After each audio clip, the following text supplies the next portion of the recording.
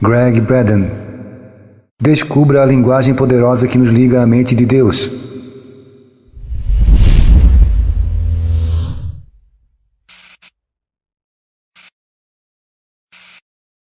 Em templos majestosos e em sepulturas modestas, por meio da linguagem e dos costumes que mudaram muito pouco, pelo menos durante 5.000 anos, os nossos ancestrais preservaram o conhecimento poderoso da oração.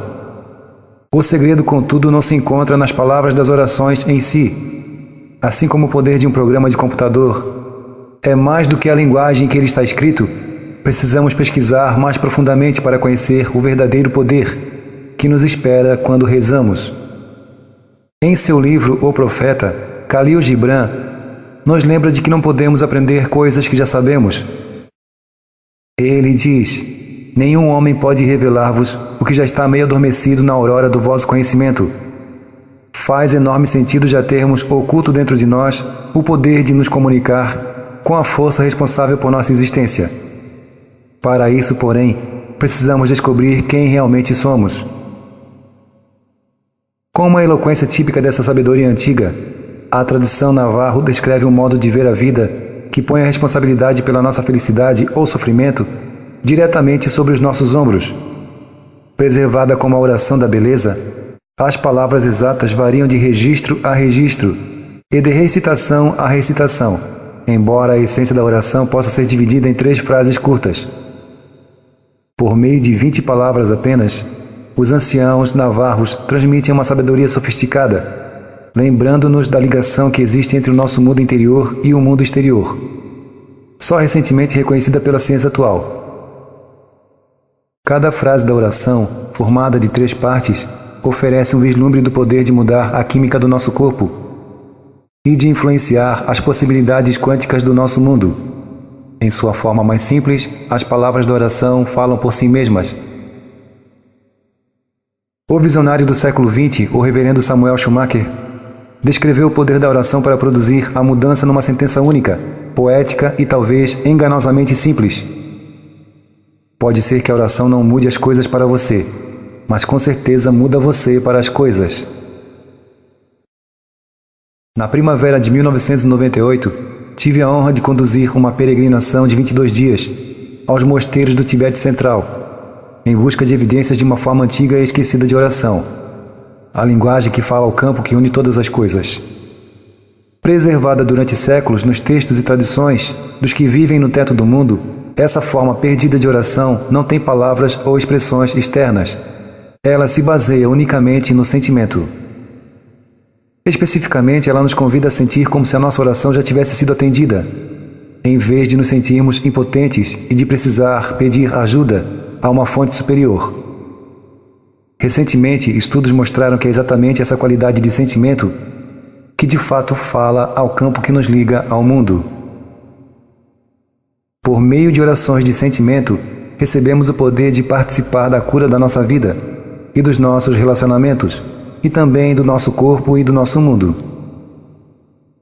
Quer aprendamos a respeito da oração na internet atualmente, ou num rolo de pergaminho do século I, a mensagem é a mesma.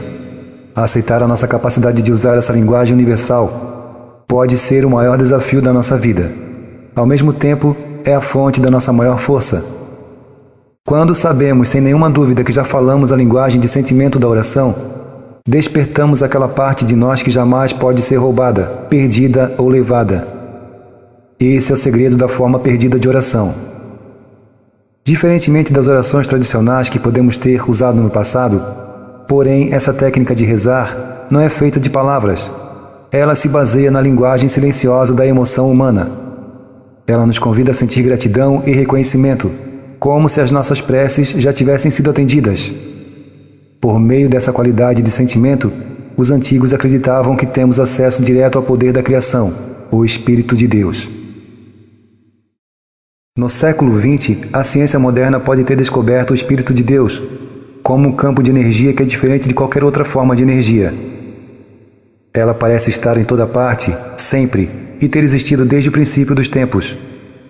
Qualquer que seja o nome que lhe demos, ou a definição apresentada pela ciência e pela religião, está claro que existe algo lá fora, uma força, um campo, uma presença, que é o grande ímã, que nos atrai incessantemente uns para os outros e nos liga a um poder superior. Sabendo que essa força existe, faz enorme sentido o fato de termos sido capazes de nos comunicar com ela de modo significativo e proveitoso em nossa vida.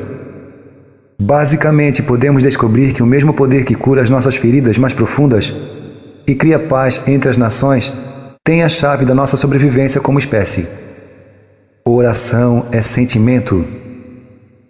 Sem palavras, sem mãos postas numa determinada posição, sem nenhuma expressão física exterior, essa forma de oração simplesmente nos convida a sentir a sensação clara e poderosa de já termos a nossa prece atendida. Por meio dessa linguagem intangível, participamos da cura do nosso corpo, da abundância que se derrama sobre nossos amigos e familiares e da paz entre as nações. Depois de algumas horas, chegamos a um local que Davi conhecia muito bem e onde já estivera muitas vezes.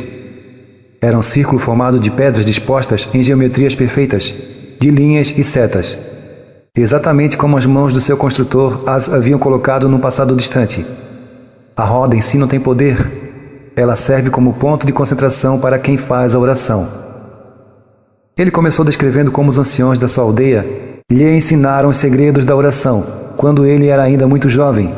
A chave, disse, é que quando pedimos que alguma coisa aconteça, damos poder ao que não temos. Orações para curar fortalecem a doença. Orações para chover intensificam a seca. Continuar a pedir por essas coisas apenas dá mais poder àquilo que gostaríamos de mudar, afirmou. Penso seguidamente nas palavras de Davi e no que poderiam significar em nossa vida hoje. Se rezamos pela paz no mundo, por exemplo, ao mesmo tempo em que sentimos verdadeiro ódio dos responsáveis pelas guerras, ou mesmo da própria guerra, podemos inadvertidamente estar fomentando as próprias condições que levam ao oposto da paz. Olhando para Davi, perguntei: se você não rezou pedindo chuva, o que então você fez? É simples, ele replicou. Comecei a sentir como é a chuva. Senti a sensação da chuva sobre meu corpo e a sensação de ficar com os pés descalços na lama da nossa aldeia depois de muita chuva. Senti o cheiro da chuva nas paredes de barro das nossas casas e senti como é caminhar nos campos de milho crescido por causa das chuvas abundantes. A explicação de Davi era perfeita. Ele envolvia todos os seus sentidos, os poderes ocultos do pensamento, do sentimento e da emoção, que nos diferenciam de todas as outras formas de vida, além dos sentidos do olfato, da visão, do paladar e do tato que nos comunicam com o mundo. Ao fazer isso, ele usava a linguagem poderosa e antiga que fala com a natureza. Foi a continuação da sua explicação que impressionou a minha mente científica, assim como o meu coração, e ressoou verdadeiramente em mim. Ele descreveu como sentimentos de gratidão e reconhecimento foram o complemento das orações, como o amém dos cristãos. Em vez de agradecer pelo que havia criado, porém, Davi disse que se sentia agradecido pela oportunidade de participar da criação. Com os nossos agradecimentos, nós respeitamos todas as possibilidades, ao mesmo tempo em que trazemos para este mundo as que escolhemos. As pesquisas mostram que é exatamente essa qualidade de gratidão e reconhecimento que libera a química vivificante de hormônios poderosos em nosso corpo e fortalece o nosso sistema imunológico. São essas mudanças químicas dentro de nós que os efeitos quânticos levam para além do nosso corpo através do conduto da substância misteriosa que parece unir toda a criação. Na simplicidade de um conhecimento desenvolvido no passado distante, Davi acabara de transmitir essa sofisticada tecnologia interior, como a sabedoria da nossa forma perdida de oração. Caso você ainda não tenha tentado, eu o convido a praticar nesse momento essa forma de oração. Pense em alguma coisa que você gostaria de ter em sua vida, qualquer coisa. Pode ser a cura de uma doença física para você, ou para outra pessoa, abundância para sua família, ou encontrar a pessoa perfeita para uma vida em comum. Seja o que for que você queira, em vez de pedir que o objeto da sua necessidade se realize, sinta como se ele já tivesse se realizado. Respire profundamente e sinta a plenitude da sua oração realizada em cada detalhe, de todos os modos. Em seguida, agradeça o fato de sua vida ser como é, com essa oração já atendida. Observe a sensação de bem-estar e libertação que advém do agradecimento, em vez da preocupação. e ansiedade associadas ao pedido de ajuda. A diferença sutil entre bem-estar e ansiedade é o poder que separa o pedir do receber. Dentre as muitas maneiras como pode ser definido, eu penso que é mais útil imaginar o campo como uma substância que vive no nada. Sempre que olhamos para o espaço que existe entre nós e outra pessoa, ou qualquer outra coisa, nesse aspecto, e acreditamos que esse espaço é vazio, o campo está ali. Quer pensemos sobre o espaço entre o núcleo e a primeira órbita de um elétron, nos antigos modelos de um átomo, ou sobre as imensas distâncias entre as estrelas e galáxias que nos parecem vazios, as dimensões do espaço não fazem diferença. No nada, o campo está lá. O reconhecimento moderno da existência do campo nos oferece uma linguagem e um contexto para dar sentido à sabedoria espiritual em conversas científicas. Por exemplo, acredita-se que o campo é o lugar a que os antigos se referiam como céu. É o lugar para onde a alma vai quando morremos, com o qual sonhamos quando dormimos, e a morada da consciência. Graças à manta de energia que banha o nosso mundo, estamos todos ligados de modos que mal começamos a compreender. O espelho que não mente. Além de interligar todas as coisas, as antigas tradições sugerem que o campo nos dá um reflexo, um espelho externo das nossas experiências internas. Como uma substância viva, pulsante, bruxuleante, o campo atua como uma espécie de mecanismo de feedback. Por meio dele, a criação reflete nossos sentimentos e pensamentos mais íntimos, na forma de relacionamentos, profissões e saúde. No espelho podemos ver as nossas crenças verdadeiras, não apenas o que gostamos de pensar que acreditamos. O sentimento é a oração, disse o abade tibetano, em sintonia com os ensinamentos dos grandes mestres, dos nativos norte-americanos e com as tradições cristãs e judaicas. Pensei comigo mesmo, quanta força, quanta beleza, quanta simplicidade.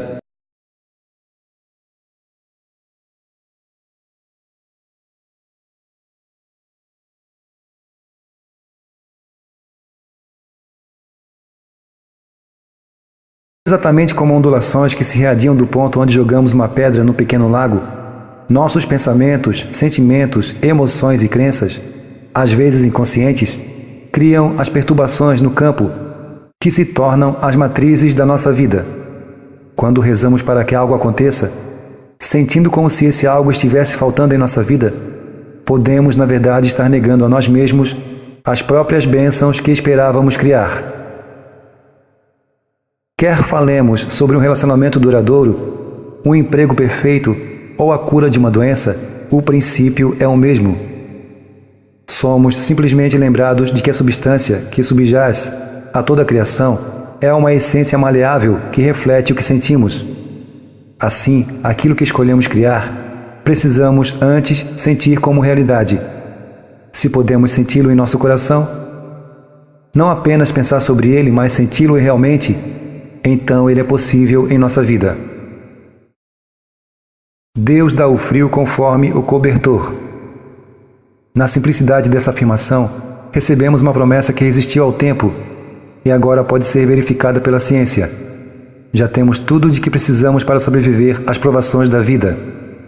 Embora possamos encontrar consolo e compreensão em livros de autoajuda, em artigos de revistas e em seminários, os recursos espirituais que precisamos já existem dentro de nós.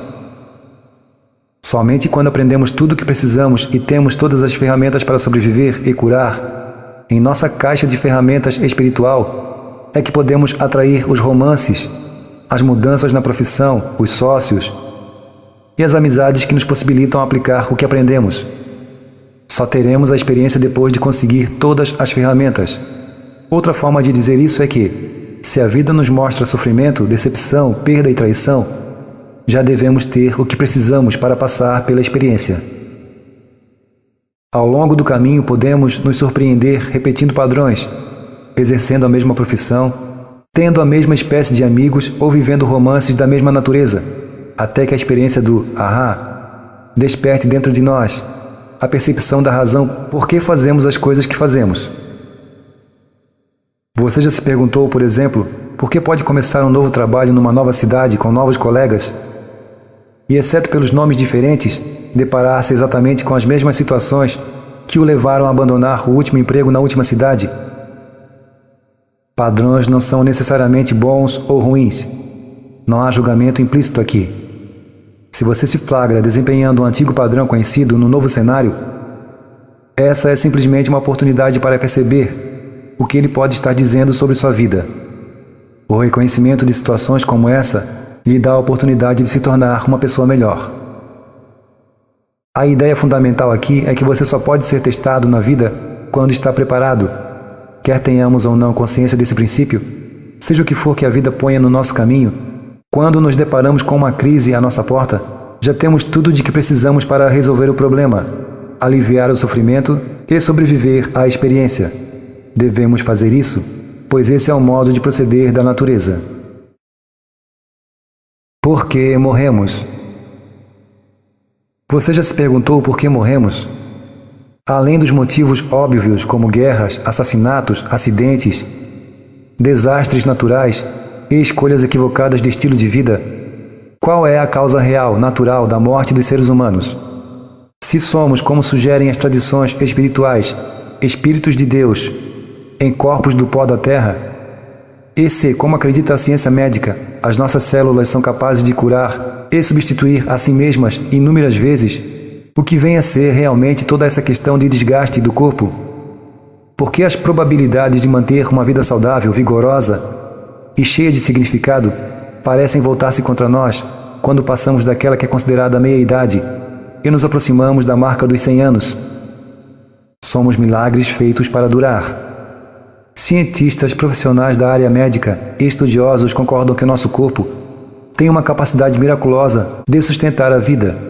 Dentre os estimados 50 trilhões ou mais de células que constituem a média dos seres humanos, a maioria delas tem comprovadamente a capacidade de autorregenerar-se e reproduzir-se muitas vezes num período de vida. Em outras palavras, estamos constantemente nos substituindo e reconstruindo de dentro para fora. Por mais complexos que pareçamos externamente, os nossos órgãos, ossos e outros tecidos são em grande parte constituídos de apenas 4 elementos: hidrogênio, nitrogênio, oxigênio e carbono. Ironicamente, esses 4 elementos estão entre os materiais mais abundantes em todo o universo. Somos feitos literalmente da mesma matéria que compõe as estrelas e as galáxias. Obviamente, no que diz respeito aos componentes essenciais do nosso corpo, tudo indica que não há escassez de matéria-prima. Então, do que morremos?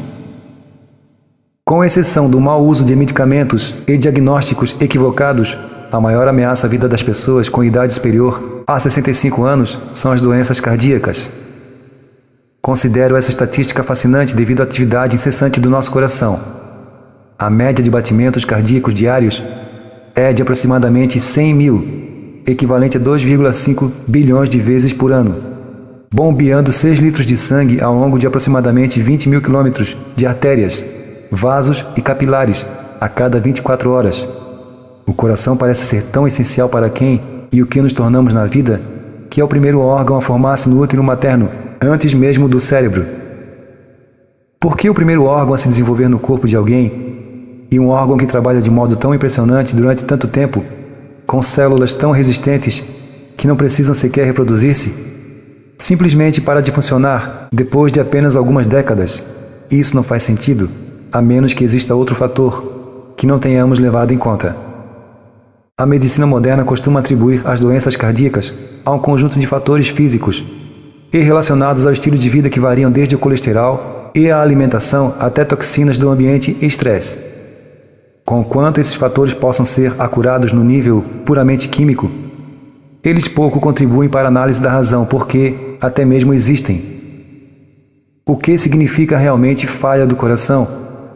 Talvez não seja coincidência que todos os fatores do estilo de vida relacionados com a falência do coração também estejam ligados a uma força invisível, que tradições espirituais antigas descrevem como a linguagem poderosa que fala ao próprio universo, a emoção humana. Existe alguma coisa que sentimos no decorrer da nossa vida que, para alguns de nós, pode levar à falência catastrófica do órgão mais importante do corpo? especificamente emoções negativas não resolvidas, nossas mágoas, têm o poder de criar as condições físicas que conhecemos como doenças cardiovasculares, tensão, inflamação, pressão alta e obstrução das artérias. Outros estudos dão suporte a essa relação. O terapeuta Tim Lawrence, fundador da Hoffman Institute na Inglaterra, descreve o impacto potencial do nosso fracasso para curar e perdoar o que ele chama de velhas feridas e decepções. No mínimo, diz Lawrence, ele o afasta da boa saúde. As forças não físicas das coisas que nos fazem sofrer criam efeitos físicos que literalmente têm o poder de nos prejudicar, ou mesmo de levar-nos à morte. A resposta à pergunta por que morremos poderia ser que, devido à dor dos desencantos da vida, nós nos lesamos a ponto de morrer. Então, por que a idade humana máxima parece girar em torno dos 100 anos? Por que não 200 ou mesmo 500 anos? Se acreditarmos em relatos dos textos da Torá e do Antigo Testamento, muitas pessoas mediam sua vida em séculos e não em décadas, como fazemos atualmente. Adão, por exemplo, teria vivido 930 anos, Matusalém, 969 anos e Noé, 950 anos. De acordo com os textos, esses homens não eram simplesmente invólucros, encarquilhados dos seus seres anteriores, mal sobrevivendo e agarrando-se a um frágil fio de vida. Em idade avançada, eles eram ativos e vigorosos, aprazendo-se com suas famílias e até começando famílias novas. E por que não? Vivemos, evidentemente, em corpos estruturados para durar. Se houve um tempo em que as pessoas viviam mais e com mais saúde, o que aconteceu? O que mudou? Um número incontável de textos e tradições espirituais que atravessaram séculos lembra-nos que somos almas, expressando-se por meio do corpo. E embora o corpo seja feito dos elementos do universo, é a alma que lhe dá vida. Quando a nossa alma sofre, a dor é transmitida para o nosso corpo, como a qualidade espiritual da força da vida que introduzimos em cada célula. Talvez o grande sofrimento que subjaz a todos os outros seja a dor da separação de uma existência maior. Se isso é verdade, talvez sintamos tanta falta da nossa família, da alma maior, que procuramos preencher o vazio, recriando uma sensação de unidade através de famílias menores aqui na Terra. Não admire, então, que a perda dessa família seja tão devastadora. Isso nos remete novamente à dor do sofrimento original. Para muitas pessoas, é seu desejo de apegar-se às suas famílias, aos seus relacionamentos e às lembranças de experiências passadas que cria as condições que levam aos maiores sofrimentos. Quando elas anseiam pelas coisas que não podem mais ter e pelas pessoas de quem sente falta, muitas vezes o álcool e a droga se tornam os anestésicos socialmente aceitáveis, usados para entorpecer essa profunda dor da alma. Se pudermos descobrir uma maneira de valorizar o tempo que passamos com as pessoas que amamos, e também um modo de sentir-nos bem quando esse tempo acaba, teremos dado um passo gigantesco na direção da nossa cura maior. Dessa perspectiva, os mesmos princípios que nos levam a lesar-nos até a morte também trabalham no sentido oposto. Eles nos oferecem o poder curativo da vida. Para viver mais, com mais saúde e vitalidade, precisamos compreender os sofrimentos da vida. Como o sofrimento provém do modo como interpretamos uma experiência, modificando a nossa forma de sentir sobre o que aconteceu, alteramos o nosso foco no ciclo. Quando uma experiência nos aflige tanto que é mais fácil negá-la, esquecê-la ou de algum modo evitá-la, em vez de encará-la de frente, podemos ficar facilmente paralisados em nossos sentimentos. Temos dentro de nós, porém, o poder de transmutar o nosso sofrimento em sua forma curada de sabedoria, venha ele de onde vier. Embora a experiência que originalmente causou o sofrimento permaneça inalterada, é no modo como sentimos o sofrimento que encontramos o nosso poder. Emoções que afirmam a vida como a gratidão, compaixão e amor são hoje vistas como promotoras de condições favoráveis à vida, como pressão arterial mais baixa, liberação de hormônios bons e fortalecimento das respostas imunológicas. Do mesmo modo, emoções que negam a vida como a raiva, ódio, ciúme e violência são promotoras de condições que ameaçam a vida, como batimento cardíaco irregular, respostas imunológicas enfraquecidas e aumento do nível de hormônios do estresse. É o estado emocional durante a oração que determina o tipo de matriz que criamos. Sabendo que o campo é um reflexo das nossas crenças interiores, precisamos encontrar um meio de limpar o nosso sofrimento e raiva antes de rezar.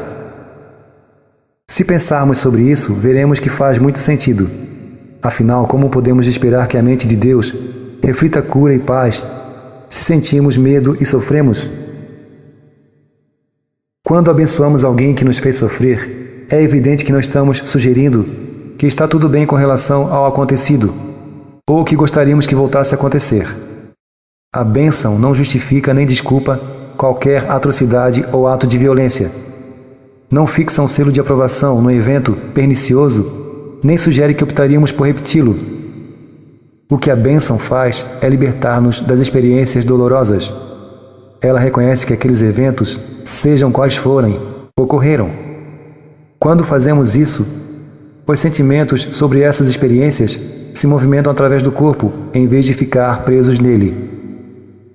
A bênção é a chave que dá acesso ao espaço intermediário.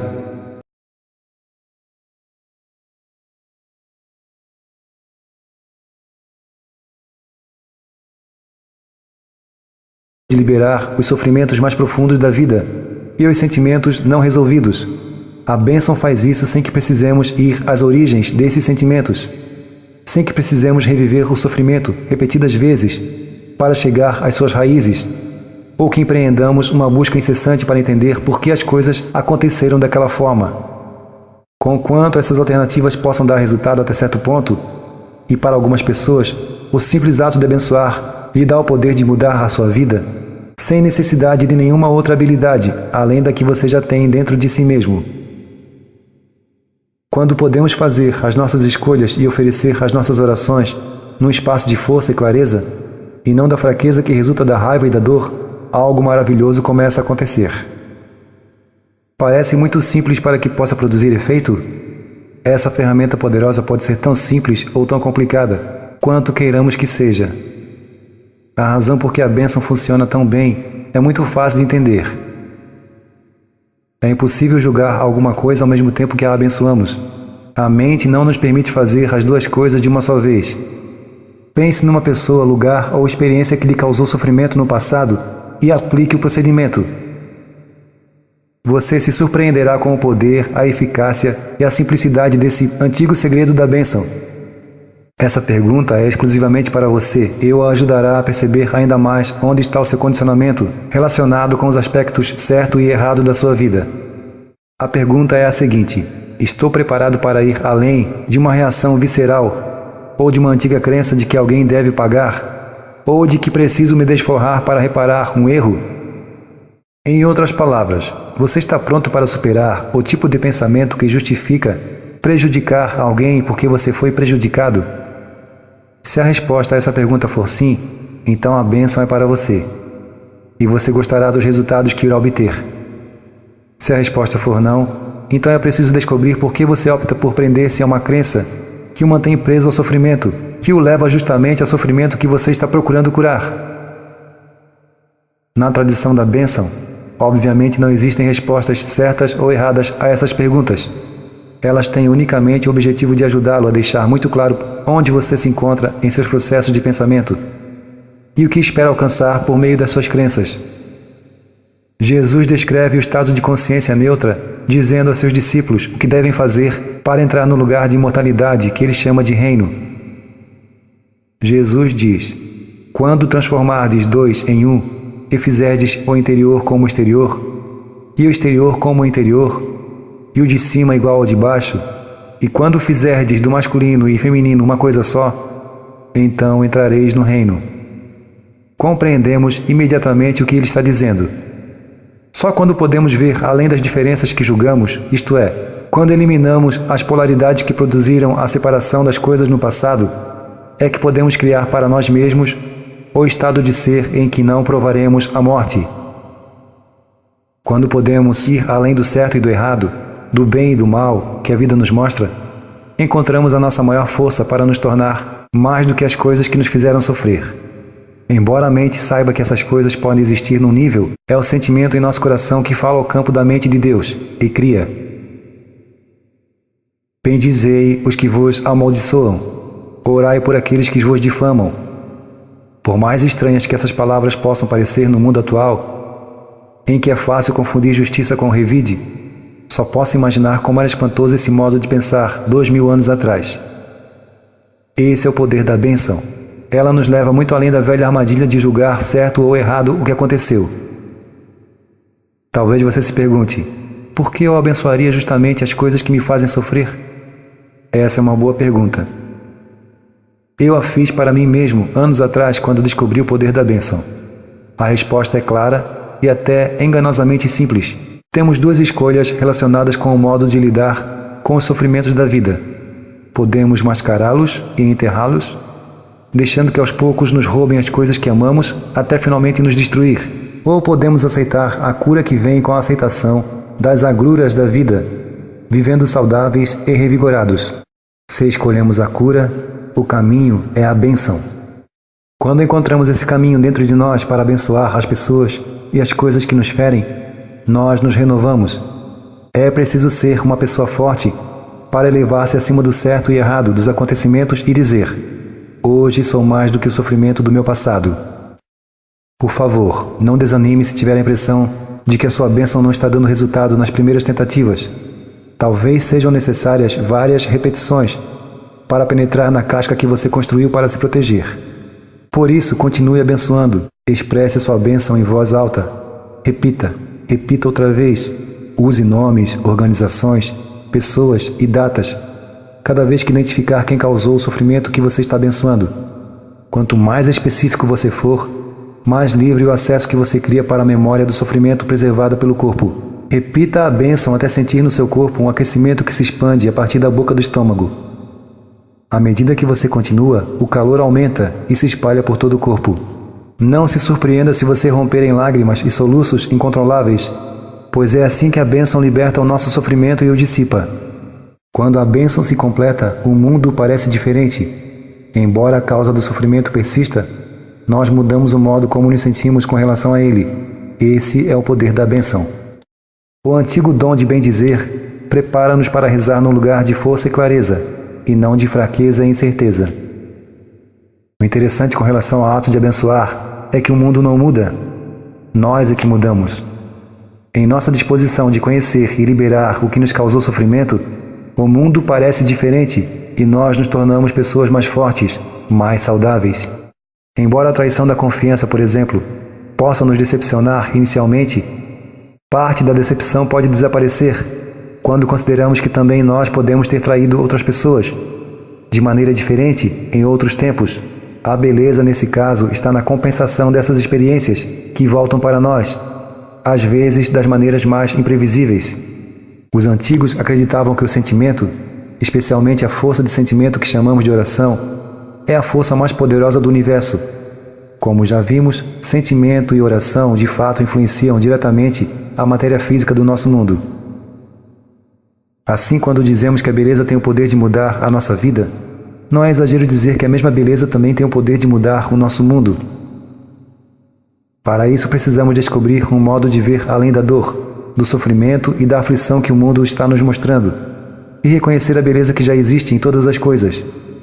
Somente então liberaremos o potencial e poder da oração na nossa vida. Cada momento é oração. A vida é oração. Estamos sempre enviando uma mensagem ao espelho da criação, sinalizando cura ou doença, paz ou guerra, respeitando ou desrespeitando as nossas relações com as pessoas que amamos. A vida é a mente de Deus, devolvendo-nos o que sentimos, o que rezamos. Se entendemos que a oração é o gesto das nossas mãos postas diante do coração e as palavras que dizemos durante esse período, então ela é uma experiência de curta duração. No entanto, levando em consideração os antigos textos redescobertos no século XX, a oração nativa da chuva e a história do abade no Tibete, sabemos que a oração é mais que aquilo que fazemos. A oração é o que somos. Sentimento é oração. E nós sentimos o tempo todo. Podemos sentir gratidão pela paz no mundo, porque sempre há paz em algum lugar. Podemos sentir reconhecimento pela cura das pessoas que amamos e também pela nossa cura, porque todos os dias somos até certo ponto curados e renovados. Todas as coisas que pedirdes reta e diretamente de dentro do meu nome vos serão concedidas. Até agora não fizestes isso. Pede sem motivo oculto e rodeai-vos com a vossa resposta. Envolvei-vos com o que desejais, para que a vossa alegria seja completa. Essas palavras nos lembram o princípio quântico que diz que oração é consciência.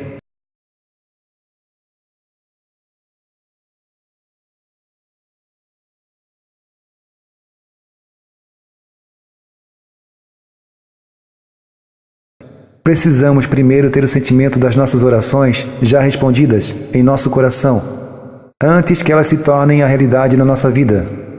Jesus diz àqueles a quem se dirige que eles ainda não fizeram isso, embora pudessem acreditar que pediam que suas orações fossem atendidas, expressando o pedido simplesmente com as palavras: por favor, que essas coisas aconteçam. Jesus esclarece que essa não é a linguagem reconhecida pela criação. Ele lembra aos discípulos que eles precisam falar com o universo de um modo que faça sentido. Quando sentimos como se estivéssemos rodeados por vidas e relacionamentos saudáveis, envolvidos por paz no mundo, esse sentimento é tanto a linguagem quanto a oração, que abre a porta a todas as possibilidades. No clássico conto O Mágico de Oz, só quando Dorothy bate os calcanhares 3 vezes e diz: "Leve-me para a casa da tia Em", é que ela é levada de volta para sua família e para as pessoas que ama. Do mesmo modo que a pedra do xamã, a vara de Moisés ou a túnica de José sinalizavam para o poder que existia dentro deles, o calçado de Dorothy produzia o mesmo efeito para ela. As 3 batidas eram um dispositivo de ativação dentro dela, para que sentisse como se estivesse em casa, e numa fração de segundo, lá estava ela. O segredo é que devemos nos tornar as próprias coisas que escolhemos ter na nossa vida. Se estamos em busca de amor, compaixão e compreensão, precisamos desenvolver essas qualidades dentro de nós, para que a mente de Deus possa refleti-las de volta em nossos relacionamentos. Se queremos abundância, precisamos sentir gratidão pela abundância que já existe em nossa vida. O fundamento de tudo que estamos dizendo aqui é que as palavras das orações não são as orações em si. Embora as palavras possam ser bonitas, antigas e relíquias consagradas pelo tempo, elas são apenas o catalisador que libera a força. A força está dentro de você. As orações são pessoais. As palavras que despertam um sentimento intenso de gratidão ou reconhecimento em mim podem não ser tão eficazes para você. É aqui que você pode entreter-se com as orações. Crie as suas próprias orações.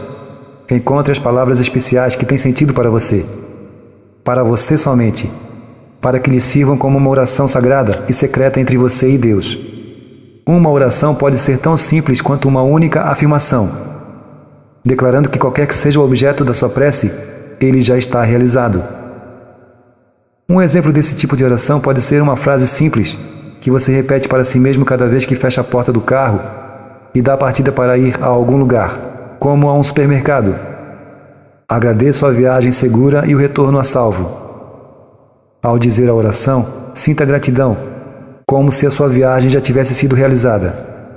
Para fortalecer a sua oração com os sentidos, visualize-se fazendo alguma coisa depois de voltar para casa, como tirar os mantimentos do porta-mala e arrumar as latas no armário, ou colocar as verduras no refrigerador. A chave é que você só pode tirar as compras do carro e guardá-las se voltar para casa. Desse modo, você fixa a intenção poderosa de uma viagem segura, sentindo-a como se já tivesse acontecido. Locução Anderson Montreanjo. Este vídeo é um resumo do livro Segredos de um Modo Antigo de Rezar, do autor Greg Braden. O livro tem cerca de 173 páginas, este resumo cerca de 15 páginas.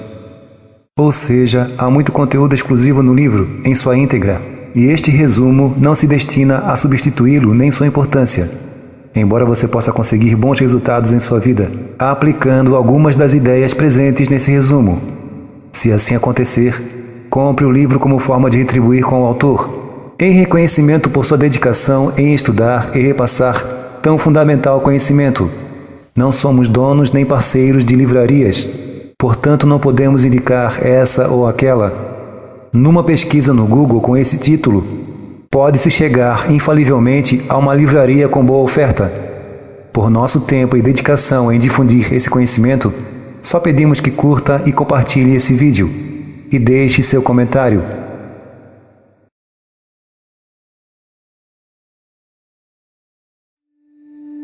Uma pessoa em estado de gratidão não tem depressão, vive relacionamentos harmoniosos, pois sabe perdoar, tem fé no futuro, pois aproveita o presente e é grata pelo passado, e enxerga oportunidades que outras pessoas sem gratidão não enxergam. Conheça o curso Como Viver com Gratidão e Ser Feliz. Mais informações na descrição desse vídeo.